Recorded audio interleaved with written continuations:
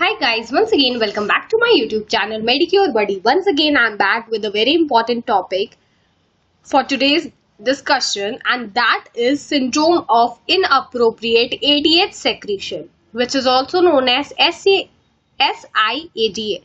ठीक है, SIADH में होता क्या है हम ये डिस्कस करेंगे, but before I start discussing this topic friends, I want all of you to subscribe to Medicure buddy, because daily मैं आपके साथ प्रैक्टिस ऑफ मेडिसिन का एक लेक्चर API की टेक्स्ट बुक से पढ़ा के शेयर करती हूँ, एंड आई एम श्योर आप वो अपकमिंग अपडेट्स मिस नहीं करना चाहते.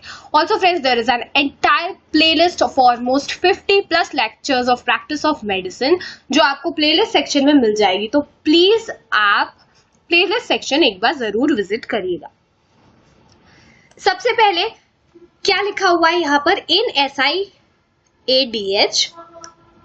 hyponatremia occurs due to excess water relative to solute. ठीक है, वाटर जो है वो एक्सेस हो जाता है as compared to sodium, that is why hyponatremia की कंडीशन प्रेजेंट हो जाती है. यहाँ पे एडिमा तो नहीं होता.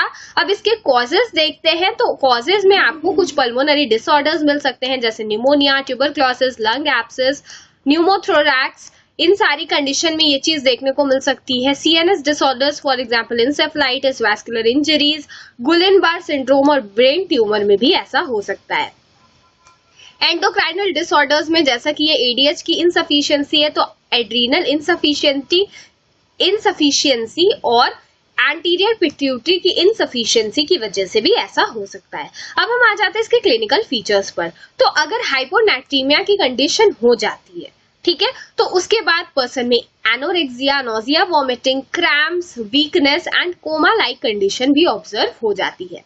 SIADH को अगर आपको डायग्नोज करना है तो आप हाइपोटोनिक हाइपोनेट्रीमिया के बेसिस पे कर सकते हो. ठीक है, ये क्वेश्चन PG में भी पूछा जाता है कि हाइपोटोनिक हाइपोनेट्रीमिया और urine osmolality greater than 100 to 150 milliosmoles पर kg है. ठीक है, और उसके अलावा एडिमा प्रेजेंट नहीं है, तो ये किस चीज का केस है वो पूछ लेंगे. डायबिटीज इंसिपिडस का है, SIADH का है, तो आपको वो करेक्ट ऑप्शन टिक करना पड़ेगा. उसके अलावा यहाँ पे कुछ सिस्टमिक कंडीशन भी देखने को मिल सकती है जैसे thyroid, adrenal gland, heart, liver, kidney, head injury और लंग इन्फेक्शंस भी हो सकते हैं.